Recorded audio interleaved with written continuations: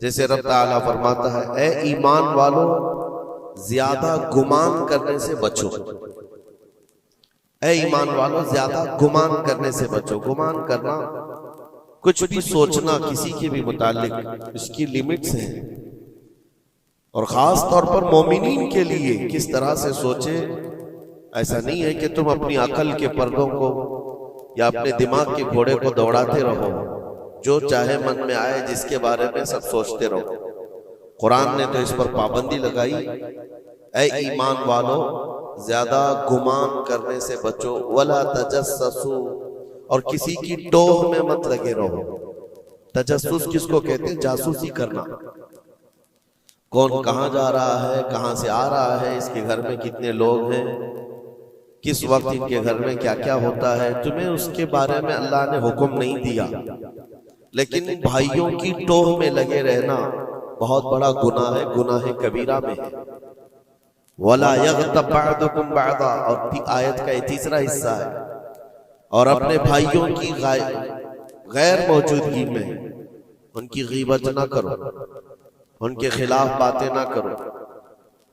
और रब ताला फरमाता, क्या तुम में से कोई ये पसंद करता है कि अपने मरे हुए भाई का गोश्त खाए? जो गीबत करता है गोया कि वो अपने मरे हुए भाई का कच्चा गोश्त खाता है। और गीबत के मुतालिक बहुत सारे लोगों को ऐसा लगता है, अरे मैं तो पीठ पीछे क्या सामने मुंह पे भी यही बोल सकता हूं। ये बातें जो कहते हैं, गीबत का मतलब ये नहीं है कि सिर्फ पीठ के पीछे बोलना, मुंह के सामने भी ऐसी चीज बोलना जो उसको बुरी लगे, वो गीबत है, वो भी हराम है।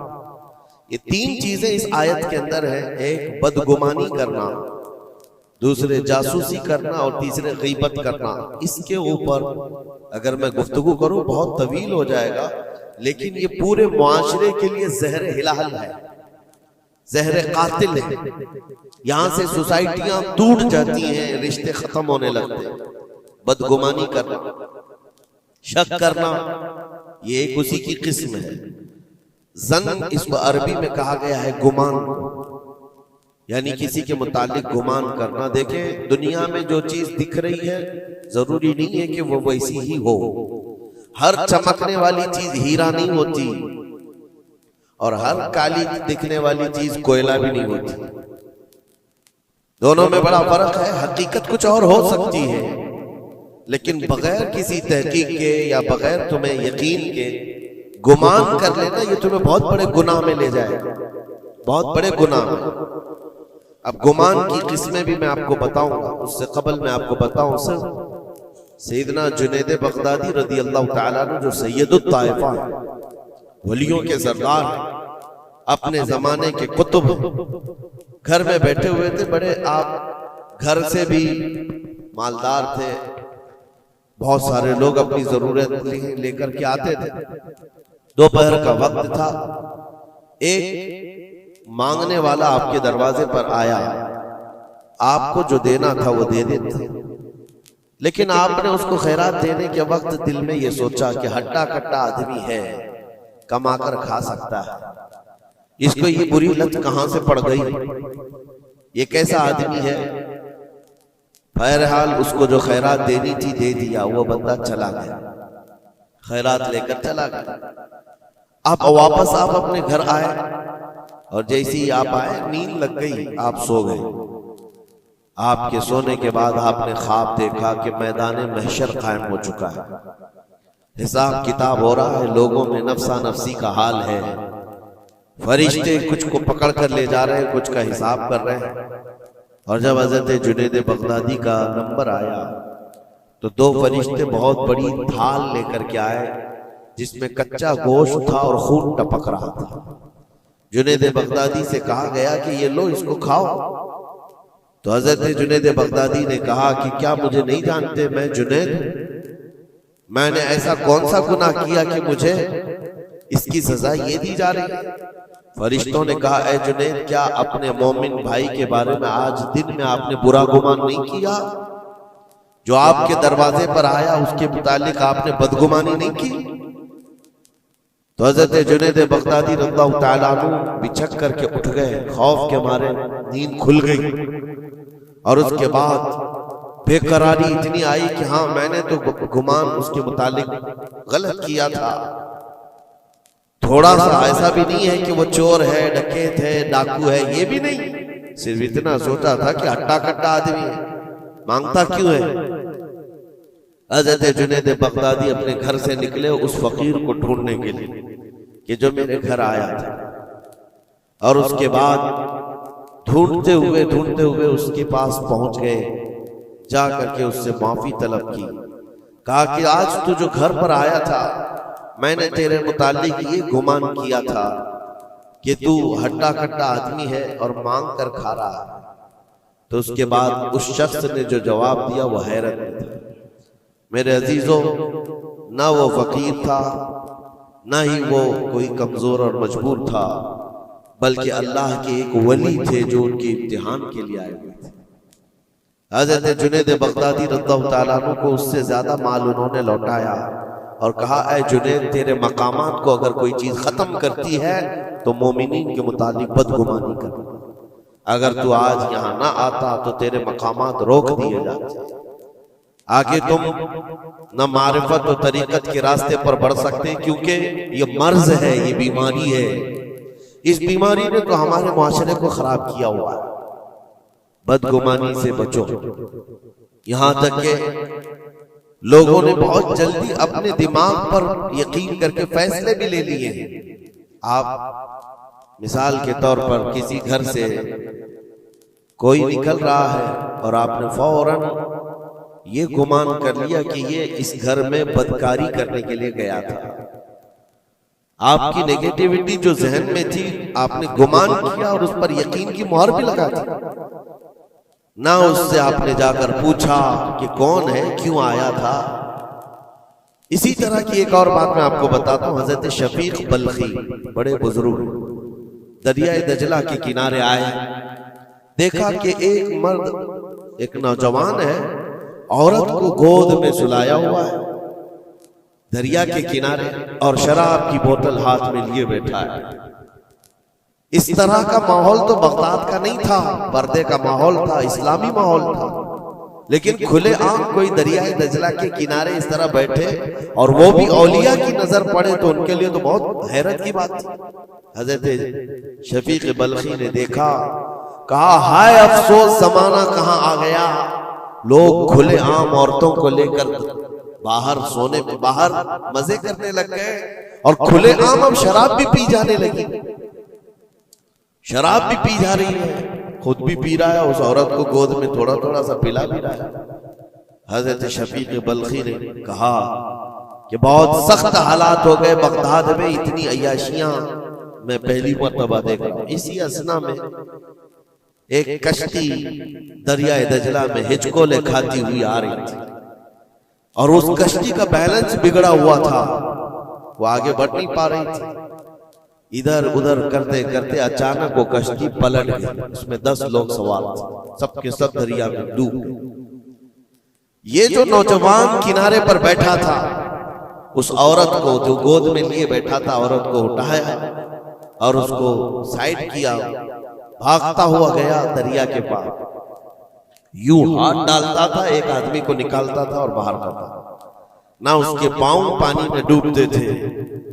यूं समझ ले कि जैसे दरिया में कोई खड़ा है और अपने हाथ डाल डाल करके निकाल रहा है। 9 आदमियों को उसने अपने हाथों से दरिया से निकाला और बाहर किया और उसके बाद एक आदमी बच गया था। इस नौजवान ने हजरत शफीक बल्खी की तरफ देखा जो वहीं खड़े थे, कहा, क्या है शफीक बल्खी, मेरे बारे में बहुत कुछ तुमने सोचा दिल में, 9 तो मैंने निकाल दिया, एक आप निकाल दिया। ये जो जान बचाया है मैंने, और रब तबारक व तआला ने फरमाया जिसने किसी एक की जान बचाई उसने पूरी कायनात की जान बचाई, पूरी दुनिया की जान बचाई। मैंने तो 9 को बचाया, आप एक बचाओ। आपने फरमाया इस सिलसिले में बाद में बात करेंगे, पहले उस आदमी को बचा लो, उस आदमी को बचा लो, मैं तुमसे इल्तिजा करता हूं। उसने 10वें को भी बचाया। उसके बाद हजरत शफीक बल्खी के दिल में एहसास हुआ कि मैंने गलत जगह गुमान किया। ये कोई आम आदमी नहीं है, आम इंसान नहीं है। इसके मुतालिक मैंने क्या क्या दिल में सोच लिया, क्या क्या गुमान कर लिया। तो आपकी आंखों में आंसू आ गए और कहा कि मुझसे बड़ी खता हो गई, मुझे माफ करें। लेकिन आपको अल्लाह ने ये ताकत दी है कि आप दरिया पर खड़े होकर इंसानों को बचा तो रहे हैं, लेकिन ये क्या है जो किनारे पर बैठ करके खुलेआम हो रहा है? किनारे दरिया के बैठकर ये खुलेआम क्या हो रहा है? उस नौजवान ने कहा, शफीक बल्खी, ये भी मैं बताता हूं, वो गोद में पड़ी हुई औरत कोई आम औरत नहीं, मेरी माजूर माँ है, बीमार है, और उसको दरिया के किनारे लाने का हकीमों ने हुक्म दिया। और मेरे हाथ में जो बोतल है ये दवा की बोतल है, उसको हर आधे घंटे पर पिलाया जाता है। मैं भी पीता हूं और मेरी माँ को पिलाता हूं। सिर्फ इलाज की गर्ज से मैं यहां पर बैठा हुआ हूं। और आपने अपने दिमाग में क्या क्या सोच लिया कि बगदाद तबाह हो गया, अय्याश हो गया, नौजवान औरतों को लेकर आके बैठने लग गए, शराब पीने लग गए। मेरे अजीजों, ये बहुत बड़े वली कामिल की बात कर रहा हूं, हज़रत शफीक बल्खी। लेकिन उनको खता का एहसास होता तो वो रोते, गिड़गिड़ाते और तौबा भी करते। हमारे तो हालात ऐसे हैं कि हमने तो बिल्डिंगें बना ली अपने गुमान पर, इमारतें बना ली, फलां के मुतालिक ऐसे ऐसे मामलात हैं, और उसी पर हम इमारतें बनाना शुरू कर देते हैं, जबकि हमारे पास यकीन के लिए एक दलील भी नहीं होती। मेरे अजीजों, बदगुमानी से बचने के लिए कुरान कहता है, या अय्युहल्लज़ीना आमनू इज्तनिबू कसीरम मिनज़्ज़न, ऐ ईमान वालों, ज्यादा गुमान करने से बचो, हराम है और कबीरा गुनाह है। यहां तक के फरमाया गया कि बदगुमानी करोगे मोमिनीन के मुतालिक, कल क़यामत के दिन फैसला होगा, और अगर तुम्हारा गुमान गलत निकला तो सारी नेकियां तुम्हारी उठाकर उस बंदे को दी जाएगी जिसके मुतालिक बदगुमानी किया था। और तुम नेकियों से अगर खाली थे तो ये मत समझना कि अब कुछ नहीं लिया जाएगा, बल्कि जिसके मुतालिक बदगुमानी किए थे उसके गुनाह उठाकर तुम्हारे ऊपर डाल दिया जाएगा। उसके हुकूक की पामाली है, हुकूकुल इबाद। इसलिए ये गुनाह ऐसा है, बल्कि एक मर्ज है जो लोगों के एतमाद को खत्म करता है, रिश्ते बिगड़ जाते हैं। मुझे याद है एक बात बहुत पहले की, हमारे जमाने तालिब इल्म, मैंने तकरीबन 8-10 साल देखा, दो गहरे दोस्त थे, बहुत गहरे दोस्त, एक साथ खाते थे, एक साथ जाते थे, मशहूर थी दोस्ती। और इत्तेफाक ऐसा हुआ कि एक महफिल में बैठे हुए थे, एक दोस्त जो है वो मुझसे बात कर रहा था, और उसका जो दूसरा दोस्त है वो दूर बैठा हुआ है। अब इस दोस्त ने मुझे कान में कुछ बात की, मैंने देखकर हंसा, वो भी मुझे देखकर हंसा, बात कुछ और ही थी। सामने वाले को ऐसा लगा कि हम उसके मुतालिक प्लानिंग कर रहे हैं, और उसको ये लगा कि हम उसके मुतालिक कुछ बुरी बातें कर रहे हैं, जबकि ना उसके नाम का मसला था, ना टॉपिक था, कुछ नहीं था। बस उस बंदे ने इस बदगुमानी की वजह से 10 साल तक बातचीत छोड़ दी। कई मर्तबा हमने बताया भी कि तुम्हारा मैटर नहीं था, तुम्हारा मसला नहीं था, सामने वाले को यकीन नहीं आता, सिर्फ और सिर्फ गुमान की बुनियाद पर कि वो मुझे देखकर हंस रहा था तो मेरे ही मुतालिक बात थी। ये अपने अकल के फतूर पर यकीन करके इमारतें बना लेना तुम्हें बहुत बड़ी गुमराही में ले जाता है। कई मर्तबा ऐसा होता है कि धोखा खा जाओगे। इसी सूरह हुजरात की एक और आयत में बताऊं आपको, अल्लाह करीम फरमाता, या अय्युहल्लज़ीना आमनू इन जाअकुम फासिकुम बिनबइन फतबय्यनु अन तुसीबू कौमन बिजहालतिन फतुस्बिहू अला मा फअलतुम नादिमीन। ये बदगुमानी करने का एक और जरिया, एक रास्ता है। क्या है? अल्लाह फरमाता, जब तुम्हारे पास कोई फासिक आदमी खबर लेकर के आए तो उसकी तहकीक कर लो। ये अल्लाह का हुक्म है। कोई फासिक आदमी, फासिक कौन है इसकी मिसालें आपको मिल जाएंगी। जो खुलेआम गुनाह करता है वो फासिक है। फासिक आदमी जब तुम्हारे पास खबर लेकर के आए तो रब फरमाता उसकी तहकीक कर लो, वरना ये होगा कि अनजाने में तुमको शर्मिंदगी उठानी पड़ेगी, तुम अपने किए पर बाद में पछताओगे। अला मा फअलतुम नादिमीन, तुम शर्मिंदा हो जाओगे। अक्सर ऐसा होता है कि कोई खबर लेकर के तुम्हारे पास आया और आज के जमाने का बड़ा फासिक ये व्हाट्सएप है, ये बड़ा फासिक है। इसकी बातों पर कौन यकीन करे? मेरे अजीजों, लोग तो सिर्फ एक दूसरे की एडिट की हुई तस्वीरों को देख करके ईमान ले आ जाते हैं, है ना? ऐसा हकीकत है। व्हाट्सएप यूनिवर्सिटी के फारिगीन तो अभी जमाने में बहुत है, इनकी नॉलेज सिर्फ और सिर्फ उसी से है, इंटरनेट से, व्हाट्सएप से। जबकि इनकी तहकीकात पर अगर लग जाए तो असल वजूद में कुछ है ही नहीं। इसीलिए मेरे अजीजों, बदगुमानी करने से बचो, बदगुमानी करने से बचो। जिसकी असल ही ना हो उस चीज के फैलाने का हम सबब बन जाते हैं कई मर्तबा। अल्लाह करीम हमें इस बलाए अजीम से महफूज रखे। मुझे एक बात याद आती है, मैंने पढ़ा था ट्रेन में एक आदमी सफर कर रहा है और उसके साथ 3 बच्चे हैं। बड़े बेटे की उम्र 7 साल की, दूसरे बेटे की उम्र 5 साल की, तीसरे की 3 साल की। छोटे बच्चे 7, 5 और 3 साल की उम्र के बच्चे हैं। अब वो बंदा जब ट्रेन में सफर कर रहा हो 3 बच्चों को लेकर के, और जब बैठा हुआ है ट्रेन में, कोई बड़ा उधर से कूदता है, कोई इधर से उछलता है। ये तीनों उछल कूद ऐसी मचाए हुए हैं कि इस मुसाफिर का आराम और सुकून गारत हो गया है। थोड़ी देर तो कोई बर्दाश्त कर लेगा, और उसके बाद मुसाफिर देख रहे हैं दूसरे। बड़ा मसला तो ये है कि उछल कूद तो बच्चे कर रहे हैं, बाप एक जुमला भी उनको मना नहीं कर रहा। ना बड़े से कहता है कि बैठ जा, ना छोटे को संभालता है। उछल कूद कर रहे हैं और ये खामोशी से बैठा हुआ है कोने में। सामने के पैसेंजर देखते रहे और कहा कि कितना बेगैरत आदमी है, बच्चों को ऐसे खुलेआम छोड़ा हुआ है, बैलों की तरह नाच रहे हैं। अब कानाफूसी भी शुरू हो गई। थोड़ी देर के बाद जब ये ज्यादा हो गया तो लावा फट ही जाता है लोगों का। कोई किसी की गोद में कूद पड़ रहा है, कोई उछल कूद करते हुए बच्चा किसी के यहाँ लटक जा रहा है। 1 घंटा तमाशा हुआ तो उसके बाद लोगों के सब्र का दामन छूट गया, बोलना शुरू कर दिया। और सबने मिलकर के जब उसको कोसना शुरू किया, भाई साहब आपके बच्चे हैं? उसने कहा मेरे बच्चे हैं। कहा कुछ तो तमीज सिखाओ, सफर के आदाब तो बताओ। कोई वहां से कूद रहा है, कोई यहां से कूद रहा है, सारे लोगों का आराम गारत करके रखा है इन बच्चों ने। आप बाप हैं, आपको तमीज नहीं आती, आपको तरबियत का अंदाज नहीं मालूम। सबकी डांट डपट सुनता रहा और उसके बाद थोड़ी देर के बाद भुर्राई हुई आवाज निकली, उसकी दर्द भरी आवाज निकली। कहा मैं इनको तरबियत अच्छी तरह से देता हूं, तमीज भी है सब, लेकिन मसला ये है कि आज ही सुबह इनकी माँ मेरी बीवी का घर में इंतकाल हो चुका है। वो मैके गई हुई थी, ये बच्चे मेरे पास थे।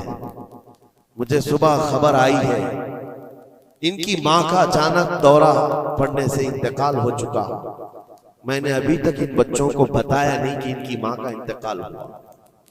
ये जितना उछल कूद कर रहे हैं, खेल रहे हैं, अभी घर पहुंचेंगे तो इनकी सारी खुशियां खत्म हो जाएंगी। ये अपनी माँ की मुर्दा लाश को देखेंगे तो सारा उछल कूद चला जाएगा। बस मैं इसलिए इनको इतनी देर के लिए छोड़ा था कि जितनी देर खुशी मना सके मना ले, फिर जिंदगी भर इनको मां को खोने का एहसास तो सताता ही रहेगा। बस इतना जुमला उसका निकला तो हिचकियां बंध गई। जो बगल में मौजूद मुसाफिर थे सबकी आंखों में आंसू आ गए। अब कोई बच्चे को उठाता चूमता था, कोई उसको गोद में उठा रहा है। बच्चों को खबर नहीं है कि इनकी मां का इंतकाल हुआ है और ये बंदा उनको सफर पर ले जा रहा है। लेकिन थोड़ी ही देर के लिए दूसरे मुसाफिरों ने क्या क्या बदगुमानियां कर ली। मेरे अजीजों, किसकी जिंदगी में क्या चल रहा है आपको खबर नहीं है। कई लोगों की जिंदगियों में समंदर मौजें मार रहा है और आप उसे देख करके न जाने बेगैरत समझ लेते हैं, कभी उसको बदतमीज समझ लेते हैं। ये बदगुमानियां हैं जो बंदे को यहां तक ले आती है। और बदगुमानी करने का एक तरीका ये भी है कि हज़रत इमाम राजी फरमाते बंदा बसा औकात काफिर भी हो जाता है, कुफ्र तक चला जाता है बंदा, क्योंकि गुमान पर अगर यकीन करने लग जाए। इसलिए बचो इन चीजों से। और मोमिनों की इज्जत को पामाल करना ये आसान नहीं है। सिर्फ और सिर्फ मैंने कई मर्तबा देखा है, उड़ती उड़ती खबरें आती हैं तो हम उस पर यकीन करने के करीब हो जाते हैं। अल्लाह हमें भी इसकी हिदायत दे। ये बहुत बारीक चीज है जिससे बचना नामुमकिन नहीं तो मुश्किल जरूर है। मेरे अजीजों, इससे बचने का एक तरीका यह है, बंदा ये सोच ले कि मुझे रब ताला ने इस दुनिया में किस लिए भेजा है। सबका हिसाब किताब लिखने के लिए भेजा है। सारे लोगों का अमाल नामा मुझे पूछा जाएगा क़यामत के दिन, फलां क्या करता था, फलां क्या करता था। जब मुझे रब ताला ने इसका मुकल्लफ ही नहीं बनाया तो खामखा दूसरों की जिंदगियों में क्यों दखल अंदाजी करूं, क्यों लोगों के मुतालिक गुमान पाल करके बैठूं। आपको इस रुए जमीन पर जो भेजा गया वो अल्लाह ने अपनी इबादत के लिए भेजा है, अपनी रजा के लिए।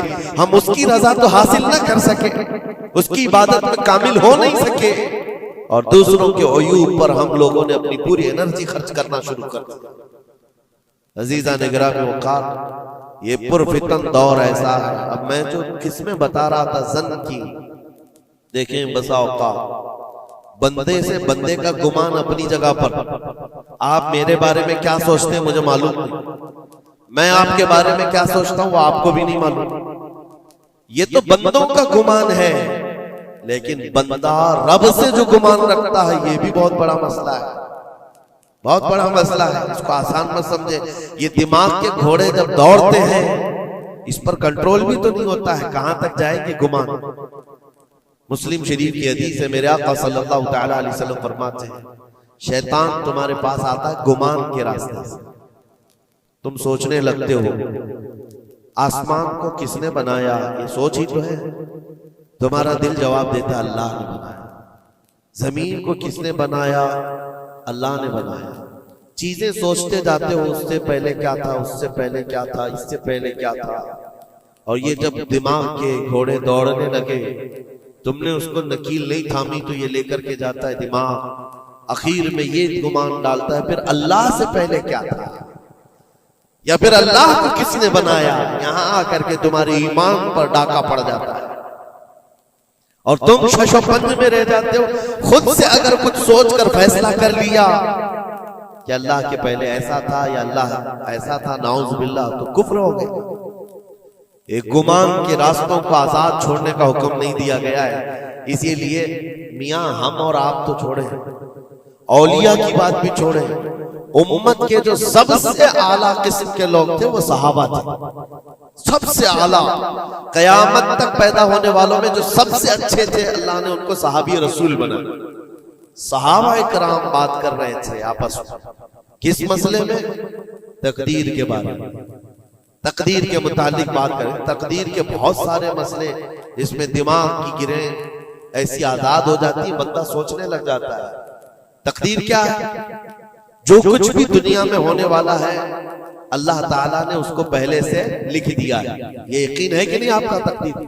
और तकदीर का इनकार करने वाला काफिर है। यानी जो कुछ अच्छाई या बुराई जिंदगी में हो रही है अल्लाह ने इसको पहले से लौहे महफूज में लिखा, ये तकदीर है। अब बंदा यहां सोचने लगता है अगर पहले से लिखा हुआ था तो मुझे तो वही करना है जो वहां लिखा हुआ है, इसमें मेरा क्या कसूर है। गुनाह करता है उसके बाद बोलने लगता है तो पहले से लिखा हुआ था। कुछ भी करेगा और उसके बाद ये गुमान करने लगेगा कि वहां तो लिखा हुआ था, मैं ऐसा कर रहा हूं। तकदीर के मसले ऐसे हैं कि बाज लोग सवाल करने लग जाते हैं कि मियां अगर अल्लाह ने पहले से लिखा है तो फिर बंदे का क्या कसूर है इसमें जो गुनाह कर रहा है, और अगर पहले से लिखा हुआ नहीं है तो फिर तकदीर नहीं है। इन मसाइल में गुफ्तगू करते करते, गुमान करते करते बंदा कुफ्र तक पहुंच जाता है। कुछ फिरके भी बन गए इसी बात, जबरिया, कदरिया। अब मैं यहां पर इसलिए ये बात कर रहा हूं, नबी करीम सल्लल्लाहु तआला अलैहि वसल्लम ने सहाबा को मना कर दिया कि इस मसले में गुफ्तगू ज्यादा ना करो, तो आम लोग तो छोड़े। अब जन की किस्में मैं बता रहा हूं, गुमान की वो 4 किस्में बताई गई। इमाम अबू बकर जस्सास राजी रहमतुल्लाह अलैह ने 4 किस्में इसकी बयान की। पहला गुमान हराम है, दूसरा गुमान वाजिब है, तीसरा गुमान मुस्तहब है, और चौथा गुमान यानी ना उसके ऊपर गुनाह मुबाह है। उसकी किस्में हैं जिसमें से पहला गुमान जो हराम है, और एक गुमान को तो उन्होंने कुफ्र भी कहा। पहला गुमान हराम, ये सोचता रह जाए सिर्फ अल्लाह के मुतालिक है ये सारे गुमान कि मैं गुनहगार हूं और अल्लाह मुझे सजा देकर ही रहेगा, अल्लाह मुझे अजाब ही देगा, ये सोचता रहे सिर्फ और सिर्फ। तो इमाम अबू बकर जस्सास राजी फरमाते ये गुमान हराम है। रब कहार जरूर है, रब जब्बार जरूर है, लेकिन गफ्फार भी है और सत्तार भी। तुमने अगर सिर्फ यही गुमान किया कि मुझे सजा देगा, मुझे सजा देगा, तो ये गुमान हराम है।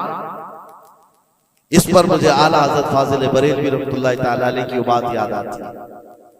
उनका गुमान कैसा था? सोचते थे बारगाह मुस्तफा करीम, कहते हैं डर था कि इसियां की सजा अब होगी या रोजे से सजा। डर था कि गुनाहों की सजा अब होगी या रोजे जजा। दी उनकी रहमत ने सदा, ये भी नहीं वो भी नहीं, यहां भी नहीं होगी वहां भी नहीं होगी, रहमत ने सजा आवाज दी। हाँ, गुनाहों के मुतालिक हमें तो गुमान है कि सजा होगी। मेरे अमाल का बदला तो जहन्नम ही था, मैं तो जाता मेरे सरकार ने जाने न दिया। ये गुमान है। बारगाह मुस्तफा में गुमान आला रखो, और रब ताला के मुतालिक जब गुमान करना हो तो हदीस कुदसी है, मुस्नद अहमद की हदीस है। अल्लाह ताला फरमाता अना इंद ज़न्नी अब्दी बी, मैं अपने बंदे के गुमान के मुताबिक सुलूक करता हूं। बंदा मेरे मुतालिक जैसा गुमान करता है मैं उसके साथ वैसा सुलूक करता हूं। अब तुम्हारा है, ये तुम्हारी मर्जी है। और हदीस का आगे का टुकड़ा भी है, फल यदुन मा शा अबी, बंदा जो चाहे मेरे बारे में गुमान कर ले। तुम सख्त किस्म का खुदा गुमान करके बैठे हो, सख्तियों का सुलूक हो जाए। इसीलिए मैंने इससे कबल भी एक बार कहा था, जब किसी के घर में इंतकाल होता है, फरिश्ते आ जाते हैं, मरे हुए इंसान को उठाने से पहले तक वो घर वालों को सब देखते रहते, कौन क्या क्या बोल रहा है, और उसकी सारी रिपोर्ट ले जाकर बारगाह रब्बुल इज्जत में अर्ज करते हैं। अल्लाह ताला पूछता है फरिश्तों से, आज इस घर में एक जान को हमने लिया, वो लोग मेरे मुतालिक क्या गुमान कर रहे थे, क्या सोच रहे थे और क्या कह रहे थे? फरिश्ते कहते हैं, ऐ मौला फलां कह रहा था कि मेरे घर पर बड़ा जुल्म हो गया, मेरा अजीज बच्चा ले लिया, मेरे घर पर ऐसी चीज आफत आ गई, सब बातें। तो रब तबारक व तआला फरमाता है फरिश्तों गवाह हो जाओ, उन्होंने जैसा मेरे मुतालिक गुमान किया अब मैं उनके साथ वैसा सुलूक करूंगा, दुनिया में भी और आखिरत में भी। और फिर किसी घर से फरिश्ते जाते हैं जो नेक लोगों का होगा, रब ताला पूछता है यहाँ क्या कहा जा रहा था मेरे मुतालिक, क्या सोचा जा रहा था? फरिश्ते कहते हैं मौला उनके घर पर बड़ी गम की बात थी, बड़ी मुसीबत थी, उनके बाप का इंतकाल था, लेकिन हर कोई कह रहा था इन्ना लिल्लाहि व इन्ना इलैहि राजिऊन, हम अल्लाह के लिए हैं और अल्लाह ही की तरफ लौटने वाले हैं। रब ताला फरमाता है फरिश्तों तुम गवाह हो जाओ, इससे बेहतर उनको निअमुल बदल दुनिया में दूंगा और उससे बेहतर आखिरत में अता करूंगा। तो अल्लाह करीम के बारे में गुमान क्या रखना है, ये भी गौर और फिक्र के साथ। ये जन्न हराम से बचो, जन्न कुफ्र से बचो, और जन्न वाजिब है एक जो फिक़ह के मसले हैं, ये अहादीस जिसको जन्नी अहकाम कहा जाता है, वो सब यहाँ पर डिस्कस करें तो आपके ऊपर से बाउंस चला जाए। और मोमिनीन के मुतालिक मुस्तहब है, अच्छा गुमान करना हर एक के मुतालिक मुस्तहब है। और मुबाह जिसको कहा गया है वो ऐसा है कि आपके बिला इख्तियार कुछ गुमान आया है, आपने सोचा नहीं, तो ये मुबाह है। और खैर का गुमान करना, ज़न्नुल मुमिनून खैरन, हुजूर पाक ज़न्नुल मुमिनीन खैरन, मेरे आका सल्लल्लाहु अलैहि वसल्लम ने फरमाया मोमिनों के बारे में हमेशा अच्छा गुमान रखो, अच्छा गुमान रखो। कोई मर गया और जनाजा जा रहा है, एक हदीस ये भी मैं बता दूं आप, तुम्हारे गुमान करने से और तुम्हारे बोलने से कितना फर्क पड़ता है। एक जनाजा जा रहा था, हुजूर पाक सल्लल्लाहु अलैहि वसल्लम थे, वहां पर बहुत सारे लोग खड़े थे, उसकी तारीफ करने लग गए, क्या अच्छा आदमी था, कितने अच्छे अमाल थे इसके, सबके साथ भलाई करता था। हुजूर पाक ने फरमाया बच बच, वाजिब हो गई उसमें। फिर एक जनाजा निकला और लोग उसके मुतालिक कहने लगे बड़ा बदकार आदमी था, ये जमीन का बोझ है, चला गया, लोगों के साथ बुराइयां करता था। हुजूर ने फरमाया वाजिब हो गई।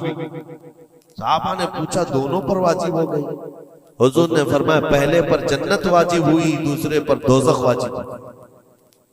तुमने जिस तरह से उसके मुतालिक अपना वो बनाया, दिमाग बनाया, मोमिनीन जो कसीर मोमिनीन और यानी सलाह व तकवा वाले मोमिनीन जिसके मुतालिक अच्छा गुमान करे, अल्लाह भी उसके साथ अच्छा सलूक फरमाता है। इसीलिए मेरे अजीजों, क्या जाता क्या है अच्छा गुमान करने में? खर्चा कौन सा है आपका? पैसे कौन से लगते हैं आपके? जो कब्रस्तानों में सोए हुए उनके बारे में अच्छा गुमान करो कि जो कुछ भी थे अनजाने में उनसे खताएं हुई होंगी, लेकिन वो रब ताला की रहमत से मायूस नहीं थे, मौला उन्हें माफ करेगा। ये इतना गुमान करने में तुम्हारा क्या जा रहा है? आज के इस पुरफितन दौर में ऐसे बदमाश किस्म के और ऐसे फित्तीन लोग भी आए हुए हैं जो तुम्हें औलिया से भी बदगुमान कर रहे हैं, सहाबा से भी बदगुमान कर रहे हैं। आज देखते नहीं सोशल मीडिया पर कोई हजरत अमीर मुआविया पे भौंक रहा है, कोई खारजी कुत्ता मौला अली पे भौंक रहा, कोई सैयदा फातिमा तो जहरा हसनैन करीमैन के बारे में बात करने लग गया है। ना तुम्हारा जमाना है, ना तुमने उनको देखा है, सिर्फ उड़ती हुई खबरें आई तो तुमने यहां से गुमान बना लिया, फला बागी था, फला हद से ज्यादा करने वाला था। नाउजुबिल्लाह, ये सहाबा के बारे में बातें हो रही है, औलिया इकराम के बारे में धड़ल्ले से बात की जाती है। वो ऐसे थे, उन्होंने ऐसा किया, इन्होंने वैसा किया। माज़अल्लाह, जिस वक्त तुम्हारी पकड़ होगी तुम्हें दलील देनी पड़ेगी। कहा जाएगा हाथू बुरहानकुम इन कुंतुम सादिकीन, अगर तुम सच्चे हो तो दलील लाओ, जो कुछ तुमने सोचा ये बंदा वैसा था साबित करो। साबित कर सकोगे? साहबे मामला तब कभी तुमसे मिला ही नहीं, तुमने पहाड़ बना रखा है। अपनी नेकियों को गारत करने से बचाएं। फिर कुरान की आयत पढ़ता हूं, ए ईमान वालों कसीर गुमान करने से बचो। इसके दो हिस्सों पर तो मैंने बात ही नहीं किया। वला तजस्ससू, जासूसी मत करो। ये जो टिप्पर बने हुए घूमते हैं, मोमिनीन की खबरें पुलिस वालों को देना, हुकूमत के अहदेदारों को पहुंचाना, इसको तो आज समझते पेशा है। ये 500 की नोट मिलती होगी, उसकी मिसाल ऐसी है, किसी कुत्ते को हड्डी डाली जा रही है और वो उनके पीछे तुम हिलाते हुए भाग रहा हो। तुम्हें पता भी है कितना बड़ा गुनाह है ये, कितना बड़ा गुनाह है।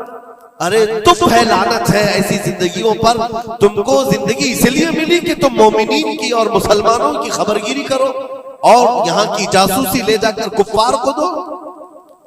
कल कयामत के दिन क्या जवाब दोगे रब ताला के बारे में?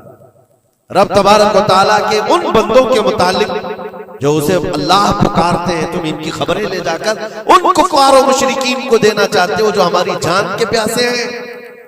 मुसलमानों में से अगर कोई है तो बाज आ जाए, तौबा कर। इतना खतरनाक गुनाह है कि मरने के बाद कब्र में उसका चेहरा किबले से बदल दिया जाए। कब किबला से बदल दिया जाएगा उसका चेहरा, उसको किबले की तरफ रखने नहीं दिया जाएगा। अजीजा ने ग्रामी औकात, अल्लाह करीम ऐसी बुरी नौबतों से हमें महफूज फरमाए, ऐसी बुरी ड्यूटी से अल्लाह महफूज फरमाए। करीम खुदा रहमान राहिमीन की बारगाह में दुआ है कि हमें हमारी अक्ल पर कंट्रोल की तौफीक दे और हमें मोमिनीन के मुतालिक हुस्न ज़न की तौफीक अता फरमाए। बदगुमानी से किए हुए गुनाहों से मौला हमको माफ फरमाए। रब तबारक व तआला हमारी गुमान से मोमिनीन का किसी का दिल दुखा हो, हम तेरे बारगाह में सच्ची तौबा करते हैं, मौला हमें माफ फरमा दे। व सल्लल्लाहु तआला अला खैरि खल्क़ि मुहम्मद व आलिहि व अस्हाबिहि अजमईन बिरहमत।